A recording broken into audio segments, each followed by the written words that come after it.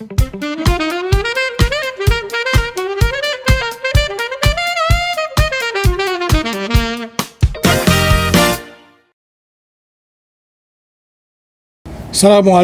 warahmatullahi wabarakatuh dan salam sejahtera.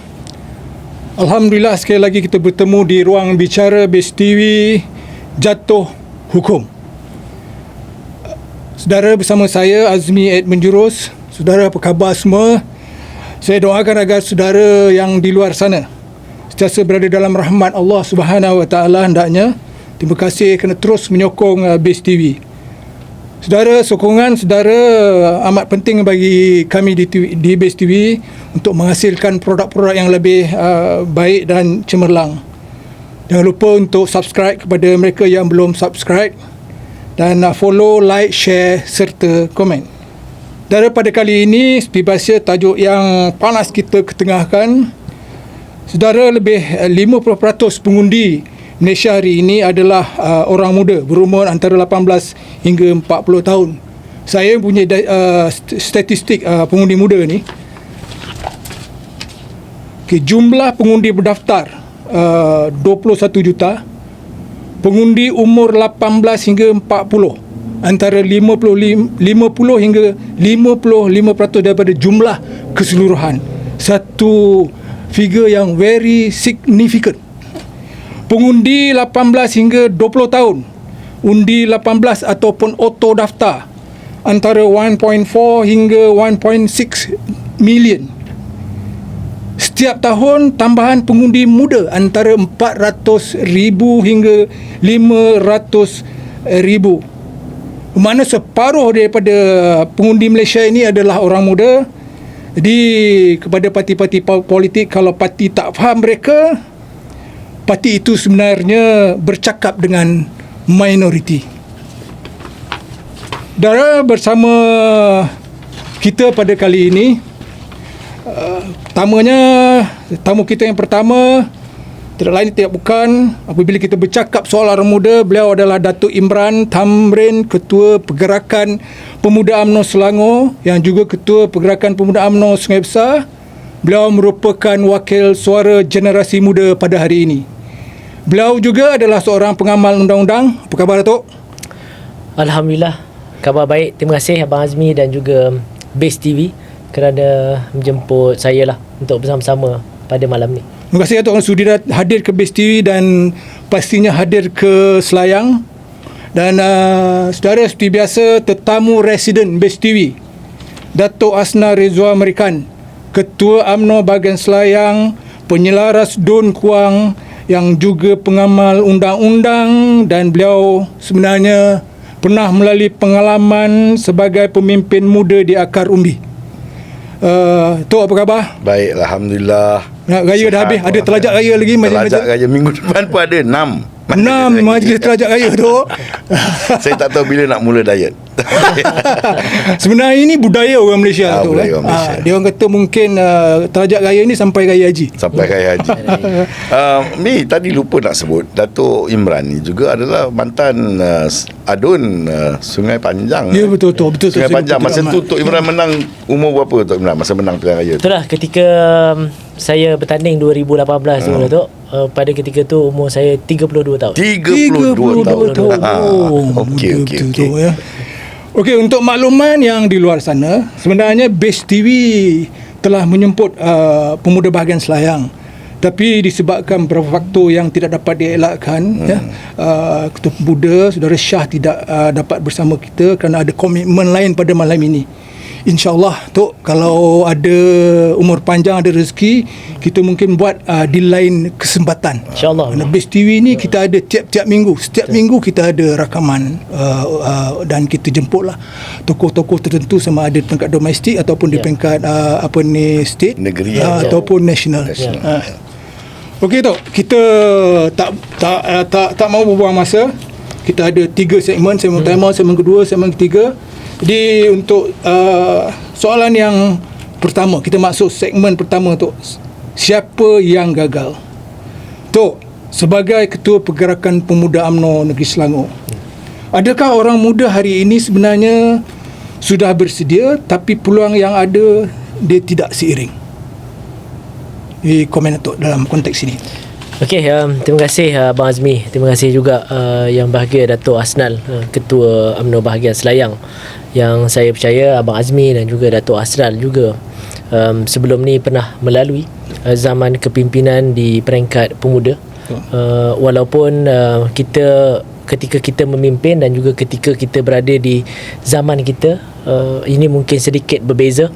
Pemuda zaman ini, saya berada di dalam kepimpinan, boleh dikatakan kepimpinan kanan lah di peringkat pemuda ini bermula pada tahun 2018 sebagai Ketua Pemuda UMNO Bahagian, dan seterusnya pada penggal ini sebagai Ketua Pemuda UMNO Negeri Selangor.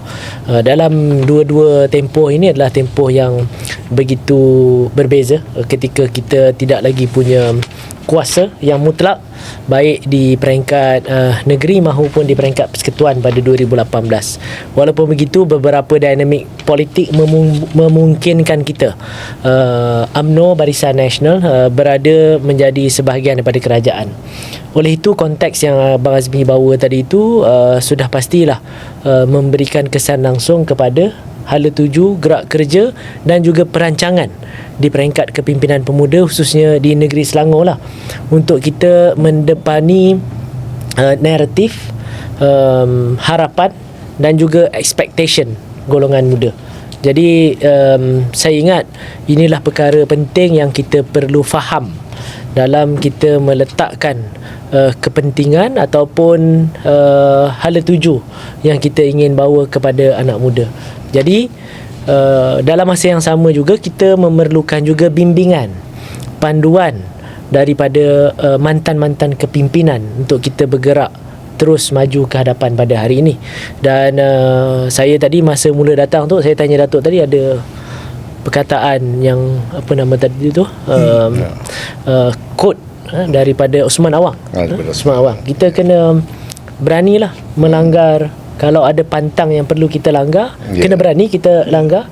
Kalau kerana pantang tu menyebabkan kita tak boleh maju ke hadapan, jadi kita kena berani melanggar pantang. Tapi hati-hati, dalam kita ada keberanian, kita perlu ada hati-hati. Kerana kadang-kala bila melanggar pantang ni, walaupun untuk kita bergerak ke hadapan, kadang-kadang dia ada kesan, dan kita kena anticipate kesan-kesan tersebut lah. Dan yang paling mustahak adalah untuk kita mencapai matlamat dan juga objektif. Saya ingat tu pembukaan dulu untuk kita melihat landscape dan juga harapan serta expectation orang muda generasi ini. Okey tu, menyediakan orang muda untuk masa depan ni, dia dilihat sebagai tanggungjawab individu. Dan menyediakan masa depan untuk orang muda ni dia lihat sebagai tanggungjawab negara ataupun tanggungjawab politik. Tok, dari sudut pelaksanaan di lapangan dan dalam konteks dasar, adakah sistem hari ini gagal menyediakan laluan jelas untuk orang muda ni? Saya ingat daripada segi dasar dan juga polisi, menyediakan orang muda dan juga menyediakan masa depan untuk orang muda, dua perkara yang berbeza. Menyediakan orang muda ni pada hemat saya adalah untuk menyediakan individu itu sendiri ataupun menyediakan kelompok, golongan dan juga generasi muda. Saya percaya di peringkat kepimpinan kerajaan, sebenarnya sebelum 2018 lagi, yang mana telah pun dibawa oleh dasar yang dibawa oleh UMNO Barisan Nasional yang mentadbir dan juga memerintah negara kita Malaysia sejak daripada merdeka ini, memang menyediakan banyak peluang-peluang dan juga ekosistem yang boleh menyediakan kepribadian orang muda itu. Daripada segi sistem pendidikan, bermula daripada prasekolah sehinggalah sekolah rendah, sekolah menengah, kemudian ke peringkat tahap ketiga tertiary education, dan juga ke peringkat-peringkat kemahiran dan sebagainya. Bagaimana sistem yang ada dalam negara kita ni, sama ada di dalam sistem parti ataupun dalam sistem pentadbiran negara, kita ada banyak agensi. Kita ada agensi kemas, kita ada di peringkat akar umbi lah, di peringkat masyarakat. Kemas ni salah satu agensi yang memang berada di dalam komuniti dan juga berada dalam realiti masyarakat. Kemas ni berada daripada sejak kita lahir sampailah orang tu meninggal dunia, ada peranan kemas dalam komuniti dan juga masyarakat tu. Dan juga agensi-agensi lain. Sebelum ni kita ada Biro Tata Negara. Pentingnya peranan Biro Tata Negara ni adalah untuk membina kepribadian seseorang itu, untuk membentuk kepribadian seorang warga negara Malaysia yang dikenali, yang mempunyai satu attitude, yang mempunyai satu keterampilan dan juga satu identiti. Khususnya ini diterapkan di peringkat muda, di peringkat kepimpinan sekolah lagi telah pun ada modul-modulnya. Kemudian kita di peringkat universiti, di peringkat pengajian tinggi, dan kita juga ada modul-modul lain. Sebagai contoh, pada 2004 diperkenalkan program latihan khidmat negara. Ini tidak lain dan tidak bukan adalah untuk menyediakan orang muda tadi, menyediakan diri mereka, mempersiapkan daripada segi kepribadian, daripada segi kesediaan, disiplin, daya tahan, jati diri dan sebagainya. Ada perkara-perkara ini. Begitu juga untuk menyediakan masa depan. Menyediakan masa depan ini sudah tentu pastilah ada banyak program-program dan juga aktiviti-aktiviti yang bagi memastikan bukan sahaja daripada ekonomi tetapi juga daripada masa depan, yang memastikan orang muda ini ada tempat mereka di masa depan, bukan sahaja di peringkat kepimpinan tetapi juga di peringkat-peringkat lain, khususnya dalam mereka meniti kerjaya. Kita ada sistem skim perkhidmatan awam untuk pekerjaan di peringkat kerajaan, daripada industri-industri, bagaimana negara menyediakan peluang-peluang pekerjaan, sama ada berkemahiran ataupun bukan berkemahiran, sama ada pekerjaan-pekerjaan profesional ataupun bukan profesional. Itu telah ada pun dasarnya yang memastikan kita ada peluang-peluang tersebut. Dasar yang kita bawa sebagai contoh pelaburan asing, bagaimana pada permulaan zaman saya kecil lagi, yang mana zaman itu adalah zaman permulaan industri. Orang di Sungai Besar ni, Tok Asnal, ramainya berhijrah ke Petaling Jaya, ke Subang Jaya, Shah Alam dan sebagainya, kerana mula industri-industri di situ. Bermula dengan mungkin pekerjaan yang orang cakap dulu kerja kilang, tak semestinya jadi operator. Most of them, mana yang profesional, mana yang ada sedikit pendidikan, dah mula menjadi engineer, menjadi line supervisor dan sebagainya. Dan akhirnya industri itu berkembang sehinggalah kepada generasi saya, yang mana dasar pendidikan yang baik yang diterapkan oleh kerajaan dan juga negara menyediakan peluang-peluang untuk orang yang berada di luar bandar seperti saya. Begitu juga institusi parti memainkan peranan. Saya ini, untuk makluman saudara Azmi, lahir daripada satu generasi yang diterapkan pentingnya pendidikan. Di Sungai Besar satu ketika dulu, Dato' Asnal, ada satu slogan di Sungai Besar ni, supaya satu keluarga satu mahasiswa. Satu keluarga satu mahasiswa. Dan setiap keluarga di dalam Sungai Besar pada ketika itu hasil daripada dasar UMNO pada ketika itu, perjuangan UMNO, khususnya yang berada dalam Biro Pendidikan lah. Dulu dalam UMNO ni, Tok Asnal, yang saya tahu sebab saya dulu melalui ataupun merasai perkara tersebut, Biro Pendidikan tu sangat penting. Kerana Biro Pendidikan itulah yang memberikan kesedaran bukan sahaja kepada keluarga tetapi juga kepada anak-anak di Sungai Besar pada ketika itu. Dan selepas daripada satu keluarga satu mahasiswa, dia ada lagi satu slogan, satu keluarga satu profession. Jadi datanglah daripada situ. Kalau abangnya telah masuk universiti, adik-adiknya pun akan ikut. Kemudian mungkin abang kakaknya menjadi profesional, sama ada doktor, engineer, lawyer dan sebagainya. Semua family itu, adik-beradiknya pun akan ikut. Jadi slogan-slogan inilah yang membina. Dia pun jadi lawyer. Macam saya, keluarga saya mula sebagai anak sulung. Saya masuk UIA, kemudian jadi lawyer. Adik saya pun masuk UIA, kemudian jadi lawyer juga. Adik saya nombor 3 masuk USIM, cuma dia tak jadi lawyer lah. Dia ambil bidang lain. Dia ambil syariah, tapi dia bukanlah jadi lawyer syariah, tapi dia jadi pegawai syariah. Dalam family nama dia dah ada indoktrinasi untuk bukan saja family, sebenarnya keluarga dalam Sungai Besar tersebutlah. Tapi ini puncanya daripada mana? Puncanya adalah daripada kepimpinan UMNO. Daripada peringkat bahagian ke peringkat cawangan-cawangan yang mendasar, meletakkan pentingnya pendidikan. Tapi ada kesan tu. Akhirnya kesan dia di Sungai Besar ni dah tak ada orang profession muda dan sebagainya semua duduk kat luar. Sebab peluang pekerjaan tu tidak ada di Sungai Besar. Tidak ada di luar bandar dia. Tapi daripada segi kejayaan semua berjaya, mempunyai kerjaya masing-masing, dan akhirnya dengan kerjaya yang baik ni, dulu kita percaya dengan pendidikan yang baik akan menjanjikan kerjaya yang baik, dan dengan kerjaya yang baik ni insya-Allah akan memberikan pendapatan yang baik. Dan akhirnya pendapatan yang baik ini bukan sahaja untuk individu ataupun untuk diri sendiri, akhirnya boleh membantu keluarga, dan sampai satu tahap dan juga masanya dengan kerjaya baik, pendapatan baik, pengalaman baik, akhirnya boleh menyumbang semula kepada masyarakat dan juga komuniti. Jadi ini dia punya ekosistem dan juga rantaian yang telah dibina oleh melalui UMNO lah, dasar yang ada sebelum ni. Mungkin ini agaknya boleh diteruskan lah. Kalau dulu di Sungai Batu satu family, satu mahasiswa, mungkin agaknya di peringkat cawangan, katalah di Makanan Macam Sayang kita ada lebih kurang 110-120 cawangan. Satu cawangan, satu mahasiswa. Dah tak, saya ingat perkara tu sekarang ni dah biasa dah menjadi dah kena dah ada perubahan. Dah kena ada perubahan paradigma. Pada ketika itu mungkinlah untuk orang luar bandar ni dapat masuk universiti bukannya satu perkara yang mudah, tanpa ada sokongan dan sebagainya. Kadang-kadang di luar bandar ni masih lagi ada stigma satu ketika dulu, bila anak-anak masuk universiti ada parent yang tak mampu nak hantar anak dia masuk universiti. Walaupun masuk universiti ni telah pun ada subsidized by government. Saya dulu belajar di UIA. UIA ni kalau berbanding dengan universiti lain, dia punya yuran dia sedikit berbeza lah kalau banding dengan UiTM.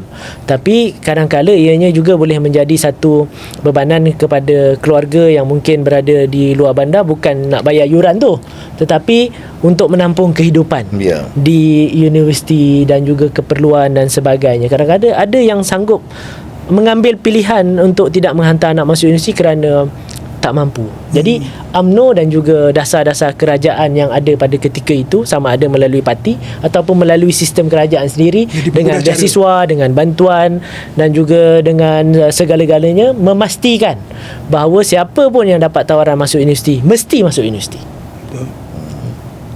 Tok, masih lagi dalam laluan jelas untuk orang muda. Roadmap lah tu. Sebelum ini kita ada zaman kepimpinan negara, sebelum ini kita ada TN50. Ini menyediakan masa depan untuk orang muda. Kemudian kita ada Permata. Ini menyediakan orang muda untuk masa depan. Tapi kalau sekarang kita tak nampak roadmap tu kan. Jadi orang muda ke mana nak pergi ni kan. Kalau dulu dia jelas. Seorang muda tahu maknanya 2050 kita ada satu roadmap. Kemudian dalam menyediakan roadmap ke tahun 2050 tu disediakan resources, sumber manusia tu melalui Permata. Jadi komen Datuk dalam konteks kalau saya melalui zaman tersebut lah, secara langsung dan tidak langsung. Ketika pelancaran TN50, pada ketika itu saya telah pun mula terlibat dalam aktiviti dan juga menjadi pemimpin belia. Jadi sudah pastilah saya terlibat secara langsung ketika dasar TN50 itu diperkenalkan. Maksudnya roadmap ataupun hala tuju dalam tempoh tersebut untuk mencapai satu objektif 2050 TN50. Jadi perkara-perkara ini saya ingat pada masa ini perlu dilihat, kerana telah pun berlaku beberapa perubahan-perubahan dinamik pada kali ini. Pasca pandemik 2018 ni mengubah banyak landscape expectation daripada segi orang muda dan sebagainya.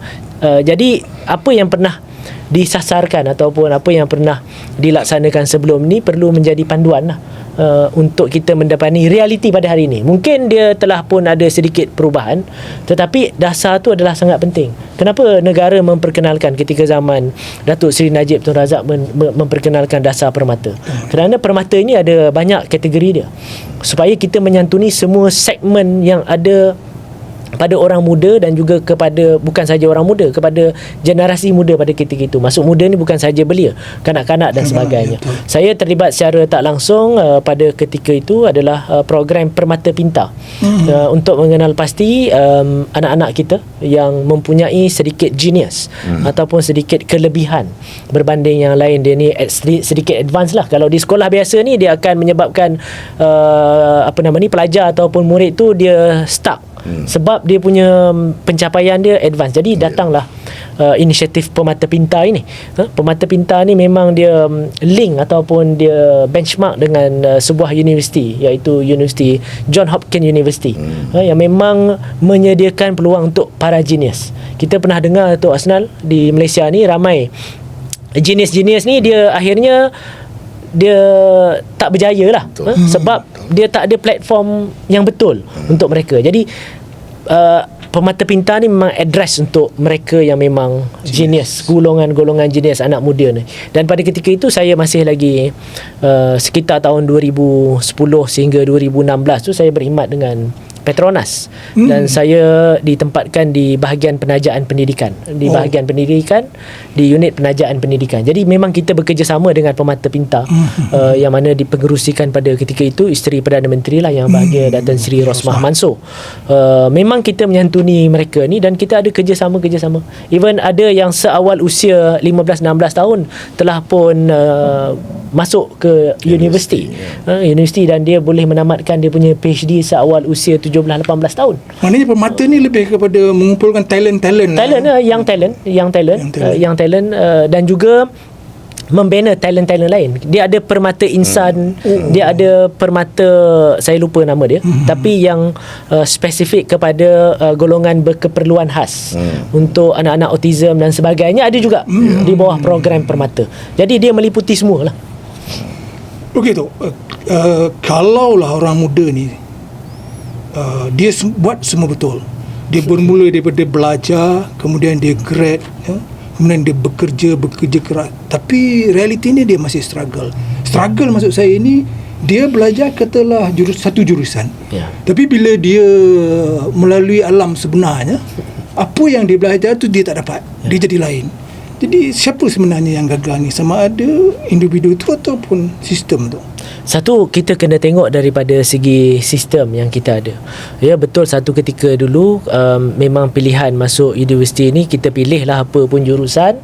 Bila kita keluar nanti, kita akan dapatlah peluang pekerjaan, insyaAllah. Siapa pun dulu yang masuk universiti, insyaAllah peluang pekerjaan tu besarlah peluang pekerjaan.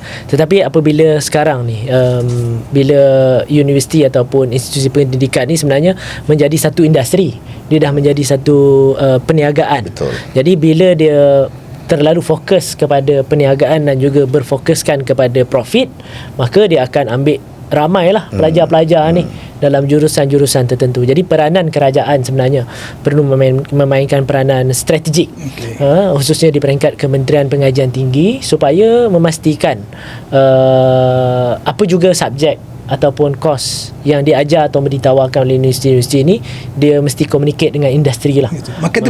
Marketable lah. Maksudnya dia keluar tu ada peluang-peluang pekerjaan. Dan kita sebenarnya sejak daripada mungkin seawal 2005-2006 tu telah pun mula apa yang orang cakap mismatch.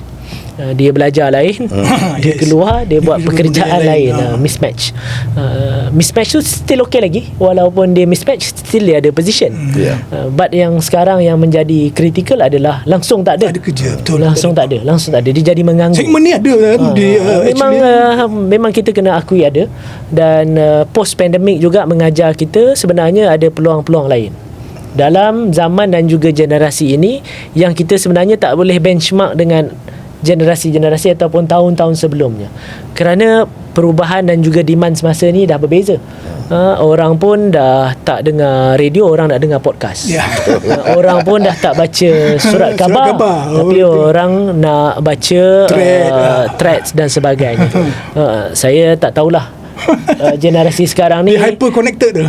Mungkin yang bawah daripada saya, yang mungkin dia lahir selepas tahun 2000 ataupun tahun 2010 ke atas, memang dia tak pernah tengok lah kot surat khabar yang besar-besar panjang selak. Penuh satu meja tu, kalau kita buka surat khabar penuh satu meja. Dulu ada Utusan Malaysia Berita Harian kita tengok kan. Dia orang sekarang scroll je. Dan dia nak information tu very fast. Betul. Dia nak baca beberapa saat tu. Mungkin saya pun dulu jarang-jarang lah juga baca tulisan kecil. Kita baca headline je. Headline dia ya. Headline yang menarik baru kita baca deep into detail. Sama Sama juga macam sekarang. Sekarang cuma dia berbeza lah. Ya, betul. Jadi maklumat tu begitu pantas, dan daripada segi macam saudara Azmi bagi tahu tadi adalah peluang pekerjaan itu yang menyebabkan anak-anak muda sekarang struggle bukan kerana kadang-kadang dia ni tidak mempunyai pendidikan. Dia ada pendidikan, dia ada kelulusan, tetapi dia struggle untuk mendapatkan pekerjaan. Itu memang real. Tetapi di peringkat kita, alhamdulillah lah, di bawah pimpinan Yang Amat Berhormat Datuk Seri Ahmad Zahid Hamidi, yang menerajui inisiatif TVET negara ini, perkara-perkara yang melibatkan kemahiran ini juga adalah penting, kerana demand dia adalah lebih besar peluang orang yang berkemahiran berbanding orang yang mempunyai semata-mata kelulusan. Betul. Dia sekarang kelulusan lawan kemahiran. Jadi kemahiran ni lebih penting, dan kemahiran ni dia punya skop lebih luas. Bukan sahaja dia skill, dia boleh reskilling juga. Maksudnya mungkin sebelum ni dia ada kemahiran yang berbeza, dia boleh reskilling buat yang lain, ataupun dia mempunyai asas kemahiran, dia boleh advance skill. Dia boleh advance skill. Skill and reskilling. Dia bukan je TVET tu, sampai sekarang ni pun tahfiz ya. Ya, even tahfiz pun dia ada kemahiran tertentu. Dia ada kelulusan, dia ada kemahiran. Tu Asnal. Ya. Sebelum kita berehat, sebagai penyelaras DUN, Datuk berdepan terus dengan pemuda ataupun belia, golongan belia. Adakah program dan pendekatan hari ini masih menggunakan template yang lama untuk generasi baru? Tak boleh. Kita tak boleh guna template lama untuk generasi baru. Satu perkara yang jelas, Azmi, dan saya rasa Datuk Imran pasti setuju dengan saya, ialah bila kita membuka pintu supaya pengundian 18 itu dan kebanjiran orang muda melalui pendaftaran automatik, 400 ke 500 ribu dalam sesuatu kawasan. Sebab kita cerita pasal Dun Kuang, dalam satu kawasan kita akan ada satu blok pengundi yang dipanggil invisible voters, kan? Invisible voters ni, ataupun kita panggil political atheist, orang yang tidak mempunyai pegangan politik. Dia membentuk satu blok yang besar dalam kawasan kita. Sehingga kan saya rasa pendekatan lama yang kita pakai untuk bersemuka dengan pengundi, macam kaedah-kaedah dulu, pergi rumah ke rumah, buat majlis-majlis untuk kempen-kempen di atas pentas dan sebagainya, you masih akan gagal berjumpa dengan kelompok pengundi ini. Betul. Kelompok pengundi political atheist ni, kan, you tak jumpa dia tak datang program tu, kan? Kalau kita pergi cari dia orang di rumah pun dia tak ada. Setengah mereka tidak tinggal dalam kawasan, setengah mereka bekerja di kawasan-kawasan lain. Macam tadi Datuk Imran punya ulasan lah, dia beralamat di situ kerana ibu bapa dia beralamat di situ, tapi dia telah keluar. Dia dah pergi belajar ke universiti, dah masuk college, dah pergi belajar TVET di mana-mana, bekerja di luar kawasan. Dia orang ni siang keluar malam balik. Dia balik pun kita tak tahu bila, dan kita tak boleh santuni dia sebab ini adalah di luar waktu kita boleh menyantuni orang. Jadi kewujudan blok yang sangat besar ni memerlukan kita mengenengahkan apa juga gerak kerja, aktiviti dan parti punya tawaran. Dia mesti diketengahkan melalui media sosial. Mesti. Sebab itu kita tengok hari ini, kalau tanya tadi template-nya sama atau tidak, template-nya mesti berbeza. Media sosial menjadi medium nombor 1. Kalau siapa menguasai permainan di media sosial dengan naratif yang betul, dia akan menguasai pilihan raya itu. Betul. Kalau kita mempunyai naratif yang menarik, kan, tanpa penggunaan media sosial yang efektif, gagal, kan? Penggunaan media sosial yang baik tanpa naratif yang betul masih boleh menang. You kena analisis tu, kan? Dia bukan menyaling. Naratif betul, penggunaan media sosial kurang, you boleh kalah. Tetapi naratif yang tidak tepat atau tidak betul atau kurang menarik, tetapi penggunaan media sosial yang baik masih boleh menang. Tapi sebaiknya kita nak ialah naratif yang betul, yang menarik, dan penggunaan penguasaan media sosial yang baik. So yang ni saya rasa nanti kita berkesempatan untuk mengulas lebih lanjut. Saya pasti Datuk Imran pun akan mengulas lebih lanjut. Jadi pendekatan yang kita guna di Dun Kuang pun berbeza, dan kita kena banyak menggunakan media sosial untuk mengetengahkan gerak kerja yang dibuat. Maknanya media sosial ni kingmaker lah ya. Okey, kita habis di segmen pertama. Kita akan muncul kembali di segmen kedua. Untuk kita muncul kembali di segmen kedua, kita minta sedikit kesempatan untuk bernafas. Kita rehat sebentar. Jangan ke mana, stay tune dengan Base TV. Kita jumpa lagi selepas ini.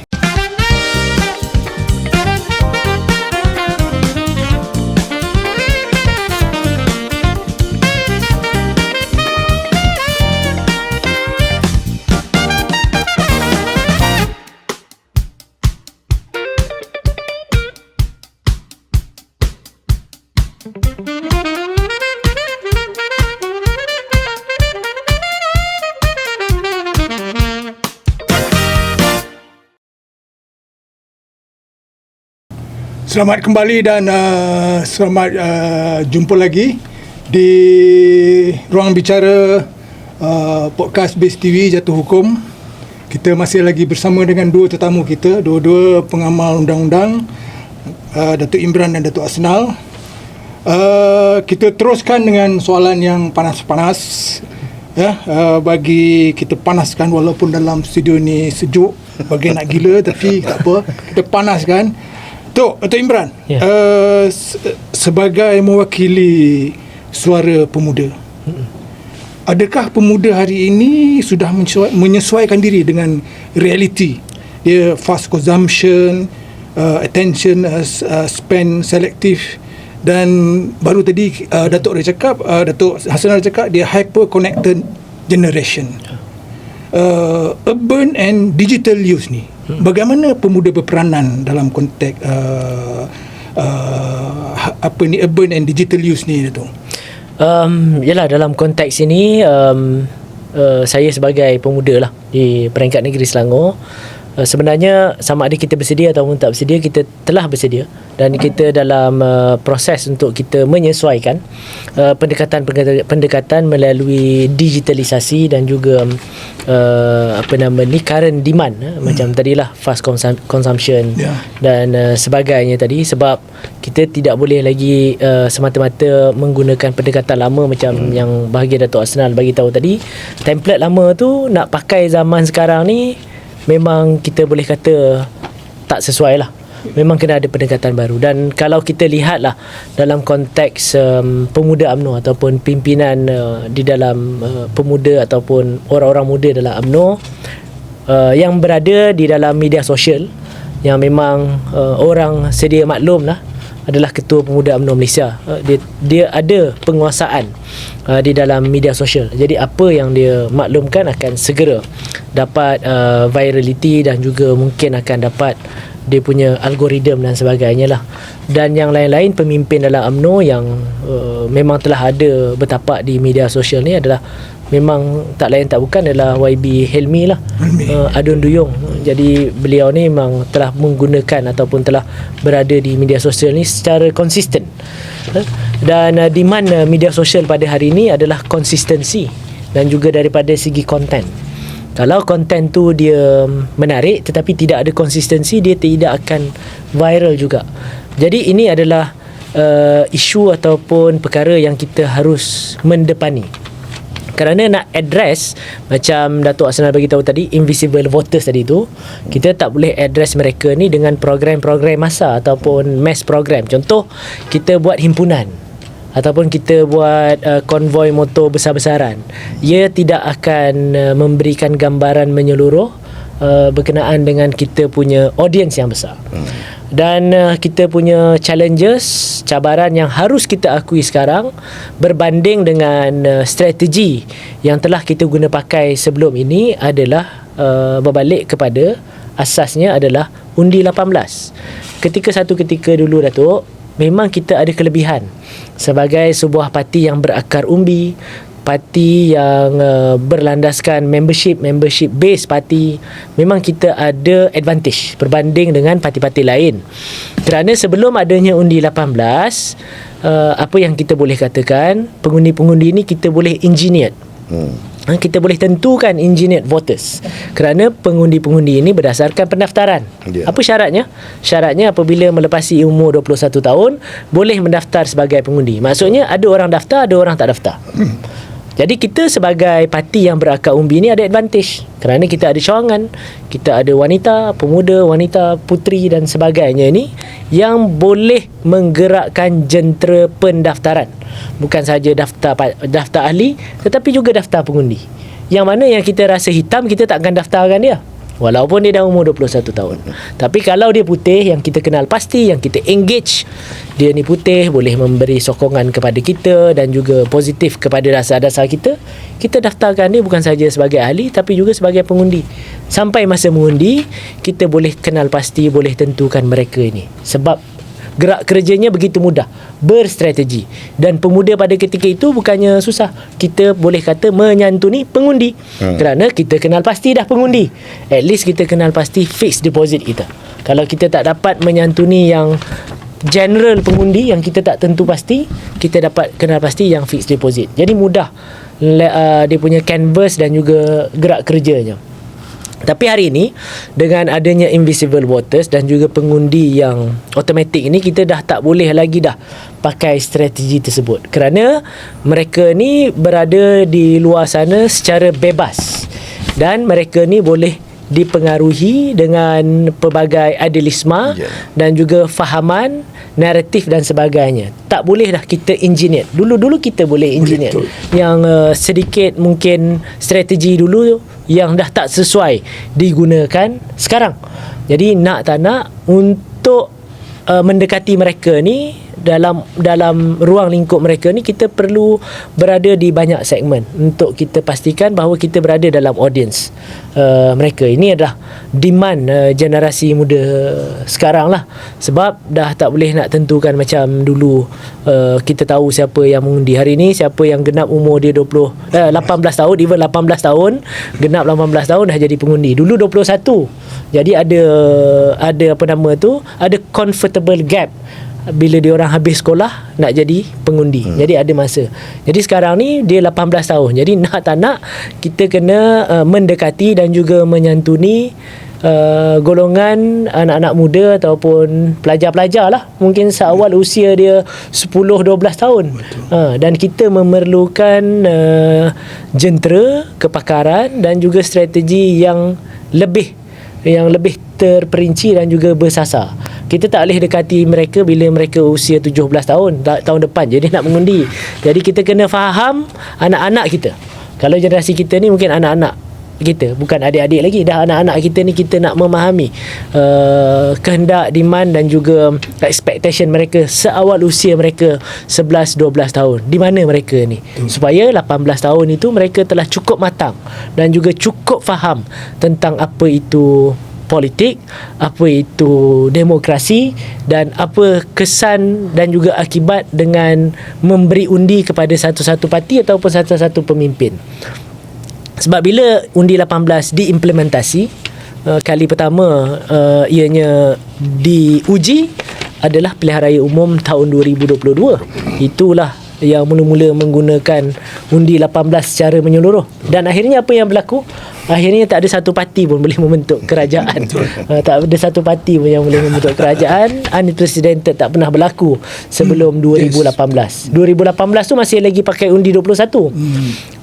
PH 1.0 cukup mandat untuk dia membentuk kerajaan secara mutlak.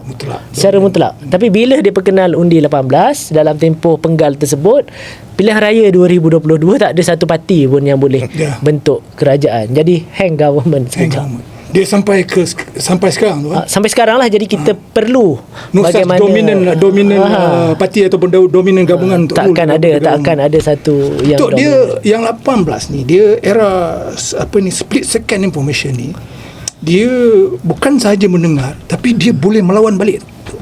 Dia berani melawan balik.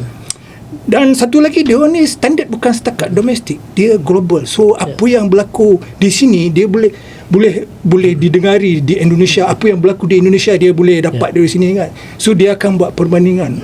Ini macam mana pemuda UMNO nak ni split second information ni.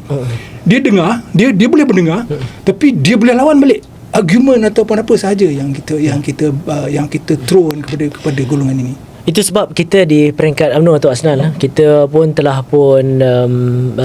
berusaha, beberapa ikhtiar telah pun dibuat di bawah pimpinan Yang Amat Berhormat Datuk Seri Presiden dan juga Yang Bahagia Datuk Dr. Akmal sebagai Ketua Pemuda.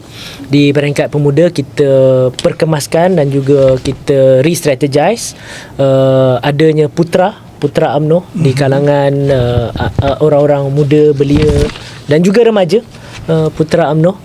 Begitu juga di peringkat tertinggi kita ada pindaan tu Asnal di peringkat perlembagaan UMNO, yang mana hari ini di peringkat bahagian-bahagian perlu melantik AJK bahagian, bertaraf AJK bahagian di kalangan mereka yang berusia 30 tahun ke bawah. 2 orang lelaki, 2 orang perempuan. Jadi ini adalah antara usaha-usaha dan juga ikhtiar-ikhtiar yang dibuat untuk memahami dan juga untuk rope in mereka ini di dalam kepimpinan supaya kita boleh menyantuni dengan lebih berkesan. Kita juga ada program sekolah patriotik di peringkat UMNO Malaysia untuk kita ambil seramai mungkin yang berminat dalam politik. Tetapi bila kita bercakap soal undi, bukan sahaja orang yang minat politik. Undi ini melibatkan general public. Jadi ini adalah tugas yang lebih besar lah, supaya kita nak memahamkan mereka ni, bila mereka mengundi itu ada kesan dan juga akibat. Undi itu bukan semata-mata membuang undi ataupun menanda undi kita, tetapi undi itu akan memberikan kesan akibat dan juga menentukan masa depan dan juga pentadbiran demokrasi dalam tempoh 5 tahun. Ini yang lebih penting, dan pemahaman demokrasi secara general ni mesti diterapkan di peringkat sekolah lagi. Ini bukan kerja parti politik saja. Parti politik mungkin boleh memberikan gambaran, tawaran kenapa kita lebih baik daripada parti lain, tetapi untuk memberikan kesedaran ni menjadi tanggungjawab kerajaan lah, sebab kita pun dah pindah perlembagaan dan telah pun bawa undi 18 tahun, dan undi ni memang very fragile lah dan juga volatile, dan kita perlu mendekati perkara tersebut. Itulah antara usaha-usaha yang kita dah terapkan. Dan di peringkat pemuda juga hari ini kita menyantuni dan juga meraihkan kepelbagaian. Pemuda tidak lagi eksklusif, pemuda mestilah bersifat inklusif. Pemuda bukan lagi di kalangan mereka-mereka yang boleh dikatakan privilege. Mungkin mereka ni anak somebody ataupun siapa-siapa, tapi hari ini pemuda terbuka untuk semua, tidak kira datang daripada mana-mana lapisan dan tidak mengenal latar belakang, supaya mereka boleh bersama-sama dengan kita sebanyak mungkin pelbagai segmen yang ada di dalam negara kita ni. Tapi apa ni, perkembangan menarik yang berlaku 2-3 hari kebelakangan ni ialah bila UMNO melancarkan pendaftaran secara online, pendaftaran keahlian secara online. Dalam tempoh 24 jam ia menarik lebih kurang 3,000 lebih 3,000 lebih ahli baru. Dan majoriti daripada kelompok ini sebenarnya adalah daripada kelompok pemuda. 1,000 lebih. 1,700 pemuda, ada 800 puteri. Jadi maksudnya ramai ada anak-anak muda di sana, untapped punya potential ni yang kita tidak pergi dapatkan dia orang ni secara bersemuka. Tapi sebenarnya dia ada minat untuk menyertai UMNO. Ini perkembangan yang menarik. So mungkin tu kalau segmen ini tu dia tak semestinya dia menjadi dia sentiasa bersama kita, kan? Tapi bila dia berminat untuk menjadi ahli, dan segmen ini kita kena closely monitor. Sebab macam ni tu, dalam dunia tanpa sepadan itu, kegagalan parti memahami cara orang muda berfikir, bagi saya itu bukan sekadar kelemahan, tapi dia dah menjadi liability politik. Datuk selaku kepimpinan bahagian, komen Datuk dalam konteks ini, segmen-segmen seumpama ini kan, adakah dia bukan sekadar kelemahan, tapi dia adalah liability politik. Betul. Saya setuju. Dalam konteks politik hari ini, sebagai pemimpin di peringkat bahagian, saya melihat bahawa kita tidak boleh menggunakan jentera parti semata-mata untuk mendapatkan sokongan dan mendapatkan audience untuk karya politik kita. Karya politik kita ni mesti sampai kepada pengundi secara menyeluruh. Dan kita mempunyai design tetap dalam parti kita. Kita ada wanita, kita ada pemuda, kita ada puteri. Tetapi target audience yang boleh dicapai oleh ketiga-tiga pergerakan ini, dia tidak mencakupi audience menyeluruh yang ada dalam sesuatu kawasan. Sebab yelah, wanita ni dengan cara wanitanya, kan? Wanita dengan cara wanitanya, dan program-program, jenis-jenis program yang dibuat oleh wanita yang sesuai sebagai program-program massa seperti kata Dato' Imran, dia boleh menarik sebahagian wanita untuk turun. Ya, pemuda begitu juga. Program-program massa kita ni, kita mungkin masih buat program-program bersifat sukan, e-games, kan, engagement dengan pekerja-pekerja gig contohnya, kan. Tapi kita tidak boleh sampai kepada semua. We cannot sampai pada semua menggunakan jentera parti. Sebab itu kita mesti meluaskan penggunaan jentera kita kepada kelompok masyarakat yang sukar untuk kita jumpa ni. Jadi kita kena gerakkan semua. Misalnya persatuan-persatuan penduduk, KRT, alumni lepasan sekolah. Ia kena masuk semua ni. Sebab mereka ni berada di mana-mana. Termasuklah mereka yang berada dalam NGO bukan politik. NGO bukan politik. Maksud saya pertubuhan-pertubuhan, kan, pertubuhan-pertubuhan sukan, pertubuhan-pertubuhan motor. You kena sampai kepada semua ni. Dan menggunakan jentera parti semata tak cukup. Kita kena gunakan semua potensi yang kita ada dan saluran yang kita ada. Tetapi yang penting, saya bercakap bagi pihak Selayang lah, bahagian lain saya tak tahu. Yang penting, sayap-sayap anak muda ni, pemuda, puteri, kita kena bagi dia ruang sepenuhnya untuk dia berkarya. Di Selayang saya macam tu Imran. Betul. Saya tidak pernah mensyaratkan pemuda atau puteri ini mesti buat gerak kerja yang melibatkan saya atau memaklumkan saya atau mendapat kebenaran saya. Tak payah. You buat sebab you ada audience you sendiri. Dan saya benarkan pemuda saya ni. Saya kata baru ni dalam perjumpaan kita baru ni Ramadan, saya kata kalau saya nak cover seluruh Don Kuang pun tak cukup. Jangan kata Templar dengan Rawang. Betul. So saya kata Don Kuang, Don sasaran, mungkin Don Templar, Don sasaran. Masuk dan you kena berjumpa seramai boleh yang you boleh jumpa. Sebab yang mana terlepas daripada takungan saya boleh masuk ke pemuda. Kan, penyelaras ni membolehkan you berjumpa dengan audiens yang besar sebagai pentadbir dalam masyarakat. Tetapi takungan itu tidak mencukupi. Kita perlukan gerak kerja yang pemuda buat, kita perlukan gerak kerja puteri buat. Jadi saya kata tolong masuk ke dalam Don Kuang ni, ke mana yang you boleh sampai, kan, tidak ada halangan. Dari segi protokol UMNO bahagian tidak ada halangan, dari segi gerak kerja penyaras tidak ada bahagian, gerak. Sebab kalau kita tidak benarkan mereka berkarya secara bebas dan kita tidak membenarkan pergerakan mereka secara bebas, masih macam tadi Azmi kata, template lama lah, masih guna template lama, ketua UMNO bahagian mesti menguasai, mengawal. Saya rasa kita akan lebih lambat sampai ke matlamat dan destinasinya. Jadi itu salah satu pendekatan yang saya buat untuk kita mencari audiens yang lebih besar. Tok, maknanya Tok, Datuk bercakap tadi bahawa Datuk perlu sampai, maknanya ada conventional method yang maknanya Datuk harus secara fizikal bersua mereka, bersua orang-orang muda ni, betul? Kedua-dua. So maknanya sekarang ni kedua-dua kena jalan serentak. Serentak. Maknanya digital dengan konvensional. Yes, kena secara konvensional ni tak boleh tinggal. Betul. Bersemuka ni dia memberi kita jaminan yang lebih tinggi bahawa audiens yang kita jumpa berkemungkinan menyokong kita. Dia akan beri jaminan lebih tinggi bila kita menyantuni, bila kita buat program-program kebajikan, bila kita hadir program-program itu memberi kita satu jaminan lebih tinggi bahawa yang ada itu menyokong kita. Tetapi dia terhad kan, kelompok itu terhad, Cukup terhad betul. jadi yang lain-lain ni kita kena capai melalui media sosial kan, media digital, kena melalui macam ni podcast dan sebagainya. Yes. Betul. Datuk Imam, okey, saya senaraikan isu utama pemuda 18 hingga 40 tahun. Satu, kos sara hidup dan survival bandar. Pekerjaan dan kualiti kerjaya. Perumahan. Rumah pertama hampir mustahil. Kemudian mobility sosial.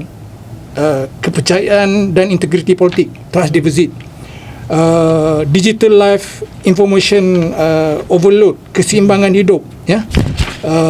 Kemudian ada 10 ni, peluang dan akses dalam konteks fairness, suara dan kuasa sebenarnya.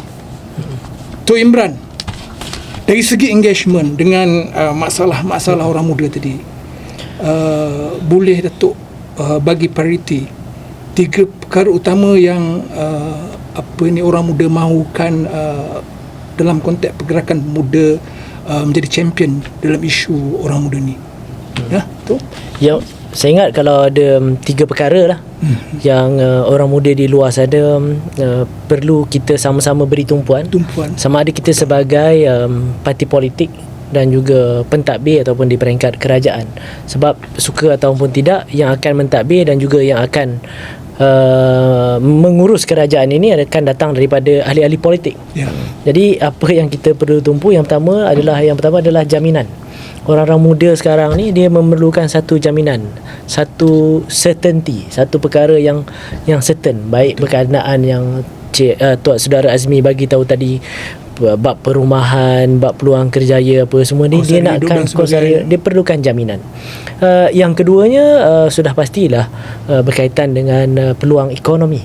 Kerana dengan adanya peluang ekonomi ini akan memastikan kualiti hidup mereka. Sama ada kerjaya ataupun mereka nak menjadi usahawan, bagaimana untuk mereka ada sumber pendapatan. Ini adalah penting. Dan akhir sekali adalah soal social security lah, daripada segi keselamatan. Mungkin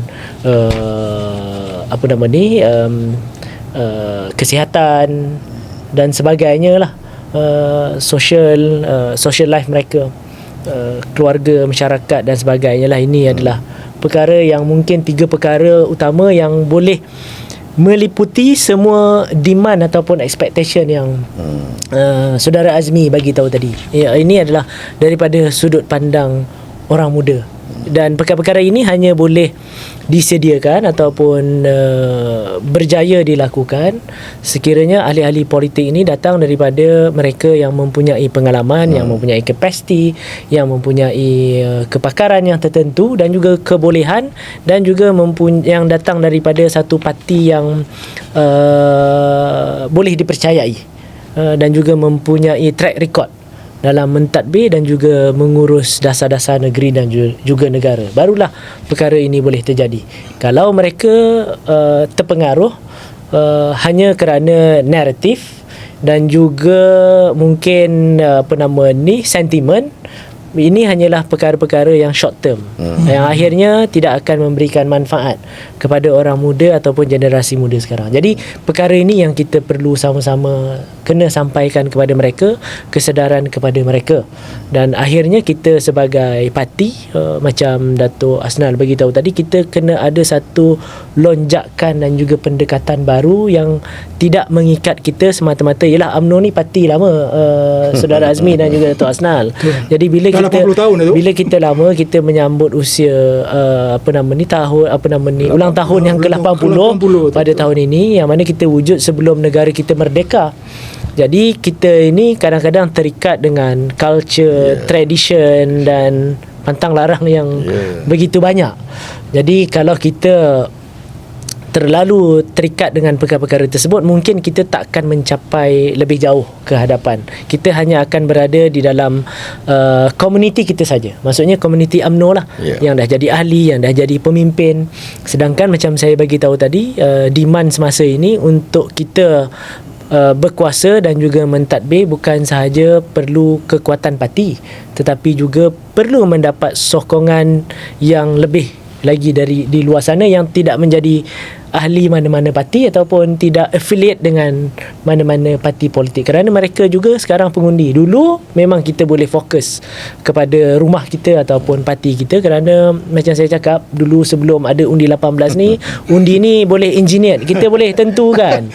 Contoh macam saya di Sungai Besar, kita ada, katalah ada sebelum ini 50,000 pengundi, sekarang dah 65,000. Dulu sebelum undi 18 kita ada lebih kurang 45 ke 50,000 undi.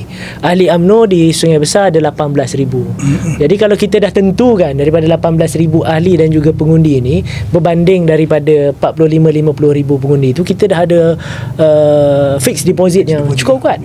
Tapi dengan adanya undi 18 dan juga undi automatik ditambah dengan sentimen yang very fragile dan juga tak tentu, dinamik politik ini, 17,000 ataupun 18,000 kita punya fixed deposit tu nothing if compared to 65,000 di dalam Parlimen Sungai Besar. Kita takut yang 18 tu pun lari, yang lain pun kita tak dapat. Dan akhirnya kita sebagai sebuah parti politik, kita kena ada fokus. Pandangan saya lah sebagai orang muda, apabila kita menghadapi tahun pilihan raya, kepentingan kita adalah memenangkan parti. Lebih penting daripada kepentingan diri kita sendiri, kerana keutamaan kita adalah parti. Kita nak pastikan parti ini menang. Sebab kalau kita pergi kepada individual, setakat saya punya observation personal saya lah, mungkin tokoh-tokoh politik yang memang telah ada personal branding ataupun personal standing ni mungkin 5-6 orang je dalam parti politik UMNO ini. Tapi yang selebihnya, kita ada berapa seat parlimen? 222 seat parlimen. Ada 500 lebih kerusi DUN. Siapa yang kita nak ketengahkan? Kalau ada yang betul-betul ada personal branding dan juga standing di luar sana, mungkin 5-6 orang saja. Tok, yang nanti saya jadi pergi parti, branding parti itu lebih penting. Nanti saya pergi dalam konteks persembahan calon.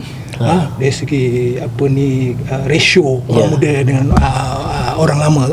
Satu lagi Tok Imran, 50% pengundi orang muda daripada jumlah keseluruhan pengundi. Sudah pasti ini satu blok yang dominan, menentu segala-galanya, kingmaker. Soalannya, adakah kita benar-benar beri mereka suara atau sekadar beri ruang untuk nampak inklusif?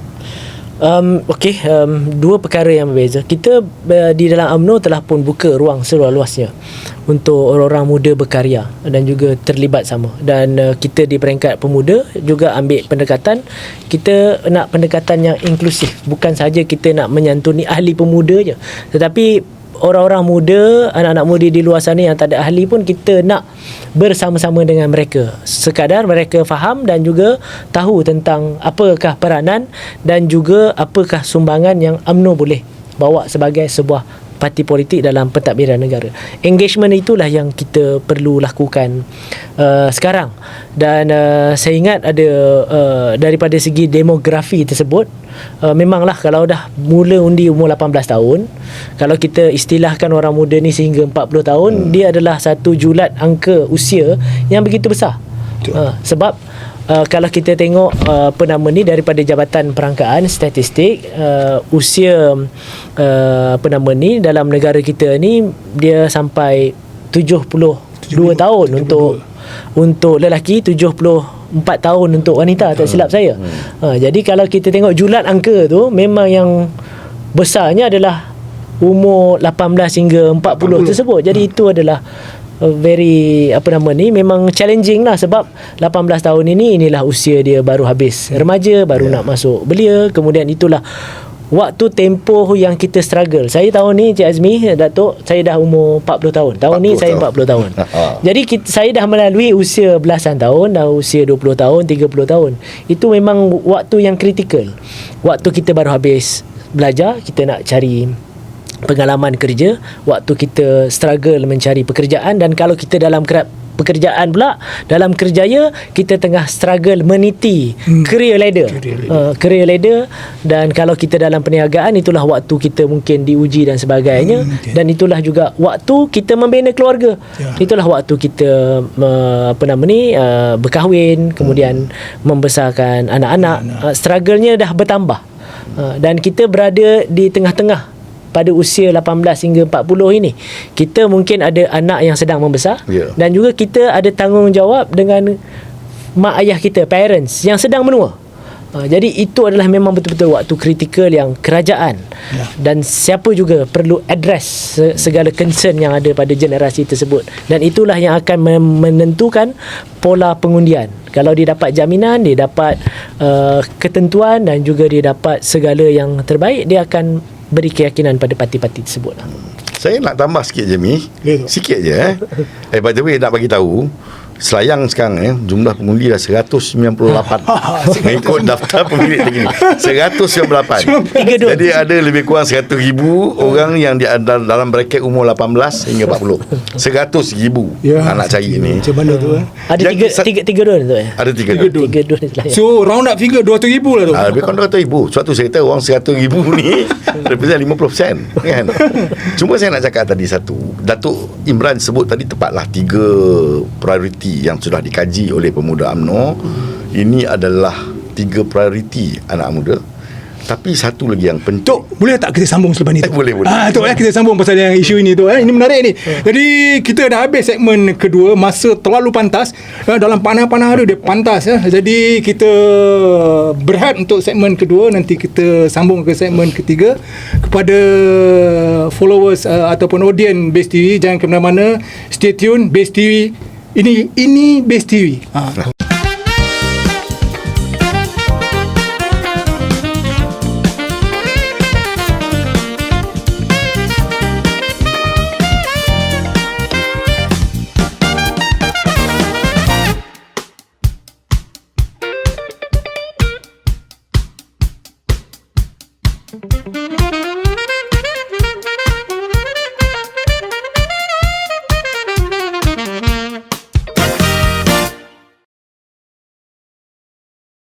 Bersua kembali dalam ruang bicara Base TV podcast Jatuh Hukum.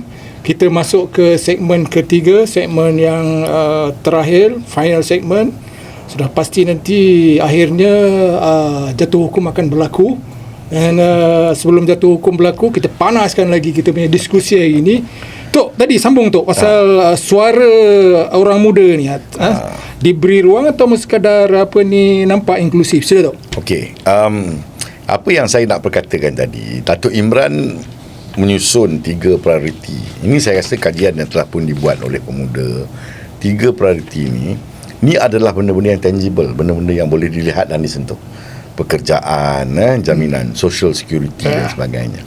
Tapi ada satu benda yang tidak tangible tetapi sangat penting kepada orang muda, iaitu partisipasi.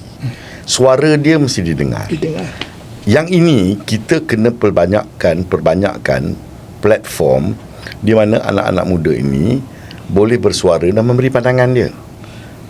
Dia bukan dalam konteks ataupun dalam bentuk kerangka parlimen belia semata-mata. Tak boleh. Sebab yang ramai yang kat bawah yang terlibat ni, dia tak ada platform tu pada dia, platform untuk bersuara dalam parlimen belia kan. Dia lebih kepada town hall. Sebenarnya kita perlukan town hall yang mana kita mendapatkan pandangan, collection of voices orang muda ni. Misalnya pekerja-pekerja gig. Saya harap Suruhanjaya yang dia tak buat dalam bentuk Suruhanjaya sekarang, mula asalnya nak buat Suruhanjaya dah tak jadi buat Suruhanjaya, Majlis Ekonomi Gig ni, dia menyediakan platform supaya anak-anak muda yang terlibat dalam ekonomi gig, dia boleh bersuara, dia boleh maklum apa yang dia nak. Begitu juga dengan anak-anak muda lain yang ada ni, dia nak participation tu. Kenapa ada lambakan pandangan-pandangan yang dicampak dalam media sosial ni? Sebab mereka mahu bersuara, tapi platform dia mana? Tak ada platformnya, dia masuk dalam media sosial. Dan pandangan-pandangan yang diberi dalam media sosial ni tidak disaring, dan kita pun tidak ada satu agensi ataupun yang boleh melaraskan apa dia pandangan anak muda ni. Jadi masing-masing kita meneka dalam kesamaran sebenarnya anak muda ni nak apa. Tapi lebih mudah kalau kita ada platform mana orang-orang muda ini dia boleh bersuara dan menyatakan pandangan. Dia mahu terlibat dalam perkara-perkara yang melibatkan kehidupan dia. Kan? Tapi kita tidak menyediakan platform secukupnya untuk dia bersuara. Satu lagi perkara yang kita agak detach ni, bila kita cerita sebenarnya ni kita agak detach, ialah pelaksanaan apa yang anak-anak muda nak ni. Ini kadang-kadang problem. Kita bercerita satu pihak je. Kita bercerita tentang politik sekarang ni. Macam mana kita nak mempersediakan anak muda kan, kita buat tu dasar ni, dasar tu. Tetapi masalah kita ialah perkhidmatan awam kita ni dia makin tua. Kan dulu pencen umur 55, kemudian naik 56, lepas tu naik 58, lepas tu 60. Anak-anak muda kita yang masuk ke dalam perkhidmatan awam ni, peluang dia untuk naik ke kedudukan pembuat dasar tu lambat. Dan by the time dia sampai sebagai pembuat dasar, pelaksana dasar, dia pun tua. Kan? Saya bercakap ni dalam konteks saya tengok dulu masa Syed Saddiq menjadi menteri. Dia antara menteri paling muda. Betul. Menteri paling muda. Dalam UMNO ni menteri paling muda mungkin Tan Sri Syarif Samad kan. KJ muda, Syed Saddiq muda. Tetapi mereka adalah pengilham dasar di peringkat parti-parti politik. Pelaksana masih kaki tangan awam, masih ni apa di pejabat-pejabat awam. Pejabat-pejabat awam ni pun kita kena mudakan. Bukanlah saya kata kita potong umur pejabat awam ni, tetapi mesti ada peringkat pelaksanaan program dan dasar anak muda di peringkat pertengahan. Peringkat pertengahan perkhidmatan awam tu yang berumur 40 ke bawah ni, dia mesti kita empower, mesti bagi dia kedudukan dan kuasa untuk menjadi penentu dasar kepada anak muda. Kalau tidak, benda tu tak capai. Ni kalau kita bawa dasar tu daripada parti-parti politik, kita lambatkan dengan macam-macam benda yang kita rasa perlu dibuat untuk anak-anak muda, tetapi ia tidak dilaksanakan di peringkat perkhidmatan awam, tak jadi juga. Jadi saya rasa ada perlunya kita membuat anjakan paradigma tadi tu di peringkat perkhidmatan awam, supaya mereka membawa peringkat usia peringkat 40-45 tahun ke bawah ni menjadi perangka dasar di peringkat perkhidmatan awam. Okey, ini saya respon balik dengan apa Datuk cakap tadi, memberi peluang kepada orang-orang muda ni dalam umur 45 tahun ke bawah. Tok, saya ada statistik ni pemimpin muda, okey. Emmanuel Macron, Perancis, 39 tahun. Sanna Marin, Finland, 34 tahun. Jacinda Ardern, New Zealand, 37 tahun. Nayib Bukele, El Salvador, 37 tahun. Gabriel Boric, Chile, 36 tahun. Giorgia Meloni, Itali, 45 tahun. Ini antara yang saya sebutlah. Jadi kebanyakannya berusia 45 tahun ke bawah. Tok, secara jujurnya lah, kita berani membuat persembahan untuk calon-calon yang nak dipersembahkan nanti, to the extreme 70 orang muda, 30 orang lama. Tapi persoalannya, apakah generasi muda hari ini sudah cukup matang untuk diberikan lebih banyak kursi dan kuasa? Komen Datuk. Pada pandangan saya, kalau dalam konteks pegangan kepimpinan muda di dalam pembuat dasar, elected representative, sama ada kalau dalam negara kita ni ahli parlimen ataupun ahli-ahli Dewan Negeri, saya ingat itu akan menjadi satu dasar di peringkat parti lah. Sama ada orang muda ni bersedia atau tak bersedia, di dalam sistem parti kita memang telah pun menyediakan pimpinan-pimpinan muda yang bersedia, yang di bawah 40 tahun. Kerana dalam sistem parti kita ni, kita melalui hierarki, kita meniti position di dalam parti ni, dan dalam tempoh-tempoh tertentu, dalam satu-satu tempoh kepimpinan tu at least 3 hingga 5 tahun dalam tempoh kepimpinan, dan ini akan mematangkan pimpinan kita yang berada di dalam sistem parti, khususnya UMNO dan juga Barisan Nasional. Buktinya apa? Buktinya adalah kalau kita lihat kepimpinan di peringkat negara dan juga di peringkat negeri ataupun yang menjadi exco, kalau dipilih menjadi exco kalau kita bentuk kerajaan di peringkat negeri, kalau di peringkat nasional menjadi ahli parlimen, kemudian menjadi anggota pentadbiran, timbalan menteri ataupun menteri. Jadi mereka ni di kalangan orang-orang muda yang bawah 40 tahun, mereka boleh perform. Even kalau lebih pun, dalam sistem kita ni memang menyediakan kepimpinan yang sedia untuk dibawa masuk di dalam pentadbiran dan juga mengurus negeri dan juga negara. Jadi pada saya tak ada isu. Kalaulah pucuk pimpinan parti ingin menyediakan ruang yang seluas-luasnya kepada generasi muda untuk berada di dalam kepimpinan arus perdana, menjadi front line kepada kepada parti di peringkat, baik di peringkat negeri dan juga di peringkat parlimen, ianya adalah satu perkara yang perlu dan juga sesuai dilakukan sekarang. Dan kalau tanya kesediaan, saya percaya di setiap peringkat ramai pimpinan-pimpinan yang telah pun bersedia. Dan kita juga perlu memastikan line of succession tu berlaku, tidak ada generation gap.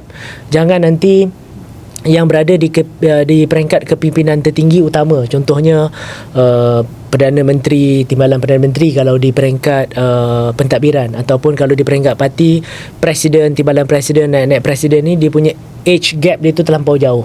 Kalau tak, nanti daripada line of succession tu dia akan ada generation gap yang hilang. Mungkin kalau sekarang Presiden kita usia lebih kurang 60 tahun ke 70 tahun, timbalan mungkin kurang daripada 60, supaya dia ada dia punya tu, berjaya menyediakan. Dia jangan sampai jadi di peringkat di peringkat bawah ni dia stuck, dia tak boleh naik ke atas. Begitu juga macam Datuk Asnal bagi tahu dalam sistem perkhidmatan awam. Kalau perkhidmatan awam ni sebenarnya, Datuk, pandangan saya kalau mereka ini perlu bersedia, memandangkan sekarang sistem perkhidmatan awam pun dah tak ada lagi skim berpencen. Jadi kalau kita nak ada satu reform dalam perkhidmatan awam ini, adalah kena ada skim terbuka lah. Sekarang skim terbuka ni dalam jawatan-jawatan tertentu, dalam jawatan-jawatan utama, mungkin kategori pengarah, ketua pengarah dan sebagainya.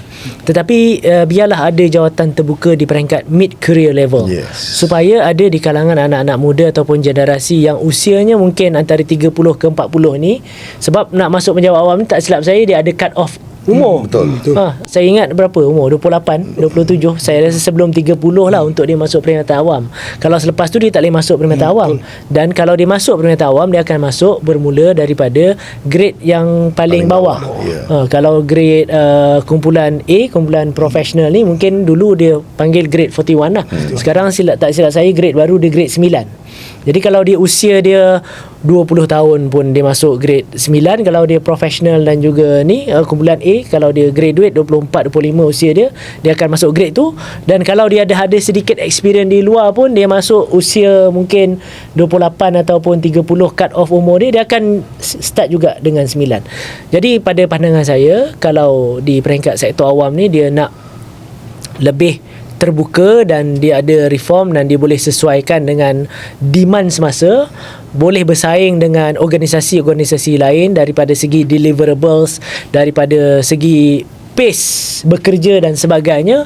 At least dia buka dekat mid career level.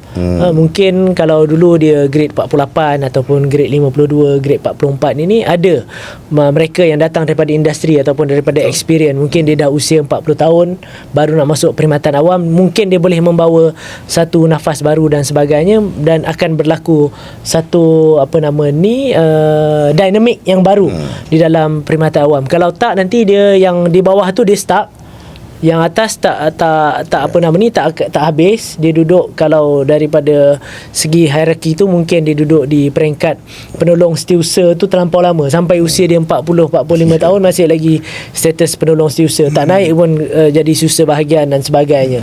Jadi ini dia akan stuck. So lebih baik boleh bawa masuk mereka yang daripada luar, boleh memberikan dinamik baru. Masuk tu bagus, tapi pembuat dasar yang melibatkan hal ehwal orang muda ni, mesti juga diserahkan dekat mid level ni, betul supaya dia menjadi pembuat dasar dan dia boleh disesuaikan lah. Yes. Contohlah Kementerian Belia dan Sukan, dia punya bahagian dasar dan sebagainya pun dah tak berapa belia. Jadi dia pun dah tak tahu apa dia punya deliverables tu macam mana. betul. Jadi macam itulah. Kalau kita di peringkat pentadbir politik ni mungkin kita boleh sesuaikan. Sebab yang boleh jadi elected representative ni mungkin ada orang muda, ada orang pertengahan, ada yang senior. Yang senior ni of course untuk difokuskan kepada senior position, menteri-menteri kanan, Perdana Menteri, Timbalan Perdana Menteri. Begitulah maksudnya. Tok, dia balik kepada soal matang ya. Kadang-kadang kita di Malaysia ni, matang ni dia sampai peringkat umur 50. Kan? 50. Dan kalau kita tengok trend ya, kadang-kadang jadi Perdana Menteri ni umur 65, umur 70 kan. Jadi macam yang Datuk Hasnah pernah cakap dalam Puteri, kita ada satu projection dalam parti, kita kenal pasti tokoh-tokoh tertentu, kemudian kita train dan dia perform, kita bagi peluang. Contohnya macam Syed Saddiq, umur 32 dah jadi members of parliament. So untuk satu term dah jadi members parliament biasa. Dia perform. Dia masuk second term, dia masih lagi terpilih untuk jadi calon. Kita naikkan dia jadi timbalan menteri. Kemudian sampai umur dia satu term lagi, dia jadi menteri. Dan akhirnya bila sampai umur 45, dia boleh menjadi Perdana Menteri. Jadi dia boleh jadi seorang tokoh yang mengetuai kerajaan. Kan? Ini soal kematangan. Tapi kalau kita cakap soal matang, umur 50 tahun, umur 60 tahun, akhirnya umur 50 tahun tu kita tarik dia dan kadang-kadang dia akan jadi fumble, flip-flop sebab dia tak ada pengalaman itu. Kita ada satu talent yang kita buat projection untuk parti. Dia start umur 30, kita bagi peluang-peluang dan peluang, akhirnya dia dapat exposure yang cukup. Sampai masa umur 40 ke 45 tu dia dah boleh mengetuai kerajaan dalam negara. Jadi apa komen Datuk? Ya, pandangan saya betul lah, dalam apa pun organisasi, succession planning ni adalah perkara yang penting dan continuous development kepada kita punya talent ini juga adalah penting mana-mana organisasi. Kalau kita tidak ada kesediaan talent development ini, dia akan memberikan kesan kepada kelangsungan parti tersebut lah. Parti punya resilient, parti punya sustainable daripada segi tu memang akan terganggu. Pucuk pangkalnya adalah talent. Tapi sejauh mana kesediaan kita untuk memberikan ruang. Kalau tadi Saudara Azmi bagi contoh Syed Saddiq mula bertanding sebagai ahli parlimen seawal usia dia 23, tak silap saya, 23, 24, dan kemudian membentuk kerajaan. Walaupun di peringkat itu dia flip-flop, tapi sekarang dia telah mencapai kematangan lah. Cuma adakah kita bersedia untuk meletakkan kepimpinan itu untuk diuji di peringkat yang tertinggi? Berbanding dengan sistem dalam UMNO. Sistem dalam UMNO, sewaktu saudara KJ menjadi Menteri Belia dan Sukan, dia telah jadi satu penggal Ketua Pemuda UMNO Malaysia. Dia telah menyediakan dia, membina kematangan dan juga kesediaan dia itu untuk mentadbir sebuah kementerian yang akan menjaga hal ehwal belia. Dan apabila dia masuk dalam kementerian sebagai Menteri Belia dan Sukan, ketika penggal kedua dia menjadi Ketua Pemuda UMNO Malaysia, dia fly. Segala dasar, segala pendekatan, segala program-program yang dibangunkan pembangunan belia di dalam Kementerian Belia dan Sukan itu memang menepati kehendak dan juga expectation mass public ataupun keperluan belia. Tapi apa yang YB Syed Saddiq, tanpa mengurangkan rasa hormat saya kepada saudara Syed Saddiq, dia pun kita punya alumni. Tuh Asnal, dia daripada UIA dan daripada kuliah yang sama, Ahmad Ibrahim Kuliah of Law. Jadi kami ni sama graduate daripada UIA. Syed Saddiq ni junior sikit lah, junior lagi pada saya. Background law lah dia. Dia graduate daripada dia classmate dengan anak saya. Dan ketika dia first menjadi Menteri Belia dan Sukan dalam keadaan dia masih lagi belum ada pengalaman dalam pentadbiran, selain daripada sebelum tu dia pernah berkhidmat sebagai mungkin research officer dan sebagainya dengan Tan Sri Muhyiddin. Kemudian sebelum itu ketika Datuk Seri Najib menjadi Perdana Menteri, dia menjadi research officer kepada Datuk Seri Khalid Nordin. Ketika Datuk Seri Khalid Nordin menjadi Menteri Besar di Johor, dan bila dia jadi Menteri Belia, saya pada ketika itu adalah salah satu kepimpinan belia yang mana ketika dia membuat dasar ketika dia buat mendasar, menidakkan Majlis Belia Malaysia, kemudian membuat satu lagi entiti yang dipanggil Youth Power Club, dan akhirnya benda ni bertelagah dan tidak membina keharmonian. Dia jadi another unnecessary punya krisis. Betul. Dia mencipta. Jadi di situ dia membina kematangan, dan bila saya tengok apabila dia melalui banyak struggle dalam politik, dia kemudian dia against langkah Sheraton, dia keluar parti, tubuh parti baru, parti muda, dia terlampau idealis dan sebagainya. Akhirnya saya lihat di ketika ini dia telah pun mencapai kematangan-kematangan tertentu dalam pemikiran dan juga dalam perkara tindakan-tindakan politik dia. Jadi di dalam UMNO dia tidak buat dia tidak terus letak orang tu kat situ untuk jadikan ambil risiko untuk test sebegitu. Dia telah bina ekosistem tu di dalam parti dulu berdasarkan struktur berdasarkan pengalaman, supaya bila dia ditempatkan di situ dia terus boleh membuat keputusan-keputusan yang bijaksana dan juga menentukan hala tuju yang lebih baik. Dan juga tadi saudara Azmi bagi contoh-contoh pimpinan-pimpinan muda yang peringkat international lah, Emmanuel Macron dan sebagainya, yang usianya bawah 40 tahun. Kematangan dalam kita mentadbir, dalam kita memimpin ini juga dipengaruhi oleh culture dan juga tradition dan juga budaya kita di dalam Malaysia ini. Kita di Malaysia ni, sistem kita untuk untuk mempercepatkan kematangan tu saya ingat belum ready. Kerana kita sistem kita bermula dengan sistem pendidikan. Kita masuk sekolah rendah sekarang ni umur 7 tahun baru darjah 1. Kemudian masuk sekolah menengah umur 17 tahun baru ambil SPM. Dalam tempoh 17 tahun talent kita ataupun rakyat kita ini, 17 tahun ni dia masih lagi di bawah jagaan mak ayah. Sekolah rendah, sekolah menengah. Di negara-negara maju ataupun negara-negara luar sana, saya ingat dia usia di sekolah menengah ni, di high school dia dah independent. Betul. Dia dah sewa rumah sendiri, duduk sendiri, dia ada kehidupan sendiri, mak ayah pun tak kacau dia dah ada kebebasan. Exposure dia dah banyak dan dia telah pun membuat keputusan-keputusan yang sendiri, atas tanggungjawab sendiri, tidak lagi mengharapkan ibu bapa. Di Malaysia umur bukan saja 17 tahun ke bawah, sampai masuk universiti pun kita cari mak ayah lagi. Betul. Sebagai kita punya pemampan ataupun tempat kita bukan saja mengadu, tempat kita bergantung. Tetapi di negara-negara luar, kenapa dia boleh membina kepimpinan yang bawah usia 40 tahun? Sebab dia independen awal. Maksudnya di sekolah high school tu dia dah sendiri dan sebagainya, dah melalui ataupun telah mengharungi realiti kehidupan sebenar. Kita ni masih lagi hidup dengan mak ayah. Balik rumah, mak ayah sediakan makan, kita selesa. Sila zaman sekarang ni bukan saja makan minum, mak ayah sedia. Motor, kereta semua siap. Betul. Mak ayah siapkan semua. Betul. Dan itu dia very di dalam comfort zone. Jadi nak membina kematangan tu agak dia proses lah. Dia kena dia proses. Dia tak boleh tiba-tiba terus you jadi matang. Dia nanti jadi lost. Dia tak boleh. Macam kalau saudara Azmi bagi contoh Syed Saddiq, dia kalau kita lihat background dia melalui semua tu. Dia kena tuduh mahkamah, dia pergi against dan sebagainya. Dia merasakan apa yang dipikir betul, dia boleh laksana. Sebegitu mudah tak? In reality itu bukan sebegitu. Betul. Di dalam UMNO, dalam kepimpinan pemuda, kita bermula daripada pemuda ataupun puteri, kita didedahkan dengan realiti dulu. Dengan realiti yang berada di akar umbi.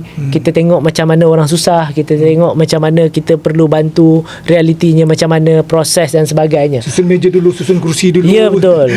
Kita kena melalui itu baru kita boleh appreciate di mana kita berada. Kalau kita ni masuk, ada orang cakap express lane dan sebagainya, tak payah jauh lah. Saya pun kalau nak cakap ni, bukanlah saya tak menghormati beliau, tapi daripada segi struktur politik dan sebagainya, struktur parti, pemuda UMNO pun buat kenyataan terbuka dah sebelum ni. Contoh macam Datuk Seri Tengku Zafrul, dia bukan seorang yang tidak ada kapasiti, dia seorang yang bijak, yang mempunyai pengalaman yang baik, yang mempunyai latar belakang yang baik daripada segi tokoh korporat dan sebagainya. Tapi kalau dia tidak mencapai kematangan dan juga kesediaan dalam politik, dia jadi berlaku inilah dia. Apa yang berlaku sekarang? Apa yang berlaku sekarang lah, dia diberikan ruang dan sebagainya, jadi ketua bahagian, jadi menteri dan sebagainya, yang mana orang lain tak dapat. Dato' Asnal nak jadi ketua bahagian, struggle. Melalui proses. Ya. Melalui Proses. sistem demokrasi, melalui struggle dalam politik untuk berada di position tu, baru boleh appreciate dan baru kita boleh deliver. Tapi kalau beri laluan mudah, itulah dia pun letak jawatan tu macam tak ada nilai. Betul. Jawatan ketua bahagian, ahli majlis tertinggi. Dato' Asnal tak dapat rasa lagi jadi ahli majlis tertinggi. 30 tahun lebih dah ni. Tak jadi ahli majlis tertinggi lagi. Walaupun Dato' Asnal ada latar belakang yang baik, seorang lawyer yang berpengalaman dan sebagainya, bukan lawyer alang-alang. Banyak kes-kes presiden kes yang dia bawa. Dato' Asnal pun dalam industri dan juga kategori dia. Jadi proses tu kena berlaku sebenarnya. Tapi politik ni adalah cerminan masyarakat. Untuk kita flourish dalam masyarakat, dia mesti mencerminkan masyarakat itu. Masyarakat Asia dengan Afrika ni memang lambat sikit keluar daripada feudalism. Betul. Sejarah dia macam tu. Struktur masyarakat kita sehingga hari ini masih lagi mempunyai unsur-unsur feudalisme di dalamnya. Dan UMNO sebagai sebuah parti memang banyak terikat dengan feudalism. Jadi pelan-pelan kita cuba menyesuaikan diri dengan perkembangan dunia, kan? Jadi dalam UMNO budaya itu masih ada, budaya feudalism, kan? Kena ikut struktur dan sebagainya. Dan saya rasa eloklah kita kekalkan sistem yang ada, tetapi pada masa yang sama kita pelbagai dan perbanyakkan ruang kepada anak muda berkarya dalam parti. Saya rasa itu gabungan antara dunia baru dan dunia lama. Saya rasa daripada segi struktur, daripada segi disiplin, daripada segi itu perlu ada sedikit strict sikit, perlu ada strict approach sikit. Tapi dalam masa yang sama kita kena sesuaikan dengan demand semasa. Kalau kita terlampau casual, dia akan jadi macam parti-parti lain ni lah. Kadang tak tahu mana hala juga. Tak tahu mana akhirnya dia ke mana susah tujuan dan sebagainya. Susah untuk kita berperanan sebagai satu parti patriarkal, kebapaan. Kalau kita ni terlalu semua boleh. Tak macam bapak lah jadinya. Tak ada identiti. Tak ada identiti. Betul Asnal. Dalam konteks orang muda sekarang ni, split second judgment, dunia tanpa sepadan tu, adakah politik Malaysia ni terlalu perlahan tu? Politik Malaysia, macam saya kata tadi, politik ni adalah cerminan masyarakat dia. Jadi politik Malaysia ni tidak perlahan. Sebenarnya kalau kita tengok politik Malaysia di awal 80-an atau pertengahan 80-an sehingga sekarang, saya rasa sudah jauh, anjakan dia sudah jauh. Dan banyak perkara-perkara yang kita buat, walaupun kita anggap benda-benda itu kadang-kadang memakan diri dan sebagainya, tapi terpaksa dibuat. Misalnya undi 18, undi automatik, ini semua adalah berdasarkan peredaran zaman. Dan ini adalah standard atau piawaian yang ditetapkan di peringkat antarabangsa dan kita ikut. Jadi saya rasa politik Malaysia ni tidak lambat. Tetapi politik Malaysia ni kita tidak boleh membiarkan dia menjadi complete liberal system lah. Jangan jadi complete liberal system sehingga tidak ada langsung nilai ataupun dia punya guardians kepada sistem nilai kita. Tapi menjawab soalan Azmi, saya rasa politik kita sedang bergerak dengan pace yang baik, sesuai dengan keadaan dan sentimen masyarakat. Dan banyak juga benda-benda baru yang sedang tercetus di dunia-dunia barat ataupun the modern demokrasi ini, yang kita masih tapis dan tidak izinkan dia mencemari politik kita. Jadi I think kita moving at the right pace. Tok Imran, satu jawapan. Apakah paling penting untuk orang muda hari ini? Apakah paling penting untuk orang muda hari ini? Untuk orang muda hari ini, paling penting untuk orang muda pada hari ini adalah harapan, jaminan untuk masa depan mereka. Tok, satu jawapan. Apa yang paling penting yang sistem perlu sediakan untuk orang muda? Jawapan dia sama.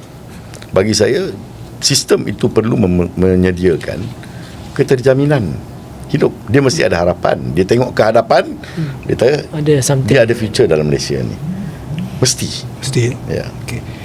Okey, kita bercakap tentang peluang, kita dah bercakap tentang kos hidup, integriti dan kuasa sebenar. Kita juga bercakap soal masalah pemuda. Seperti biasa, wrap up untuk bual bicara podcast Base TV Jatuh Hukum ni adalah menjatuhkan hukum ataupun jatuh hukum. Kalau episod-episod terdahulu jatuh hukum ni kita bagi kepada Datuk Asnal seorang saja.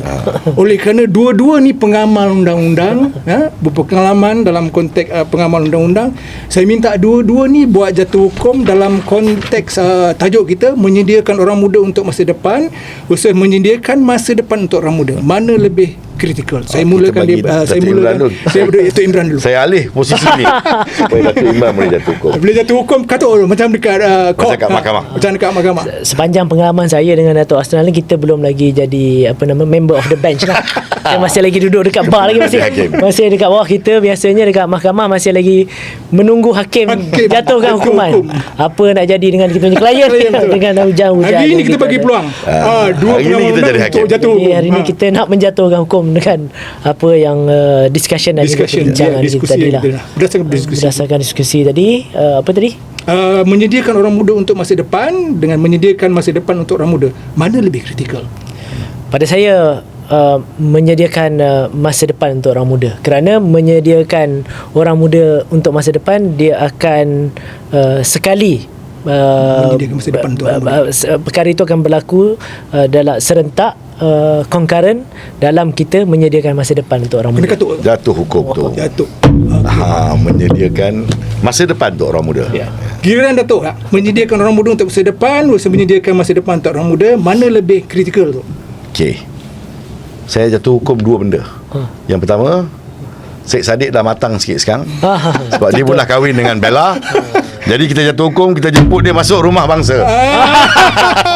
Yang kedua, untuk menjawab soalan Azmi, saya rasa jawapannya pasti seperti jawapan yang diberi Datuk Imran. Menyediakan masa depan untuk orang muda mesti menjadi perkara yang perkara dasar yang dibuat oleh kerajaan dan oleh sistem-sistem sokongan yang ada. Menyediakan anak muda ni boleh dibuat serentak, concurrent. Betul. Jadi yang lebih utama ialah menyediakan masa depan untuk orang muda. Saya jatuh hukum. Jadi maksudnya keputusan ni adalah concurrent. Apa nama? Tak unanimous. Tak dissenting lah. Tak ada dissenting judgment. Mungkin jawapannya bukan memilih satu, tapi kegagalan kita menetapkan itulah masalah sebenarnya. Saudara, kita dah tiba ke penghujung. Dua-dua panel tetamu kita telah menjatuhkan hukum.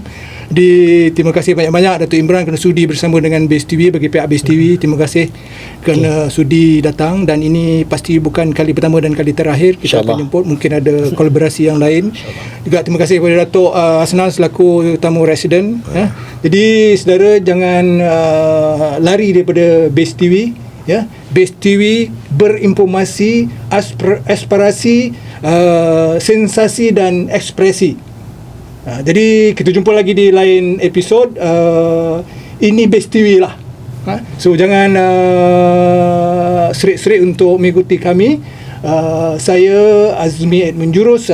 Saya sign out. Adios. Kita jumpa lagi di lain episod.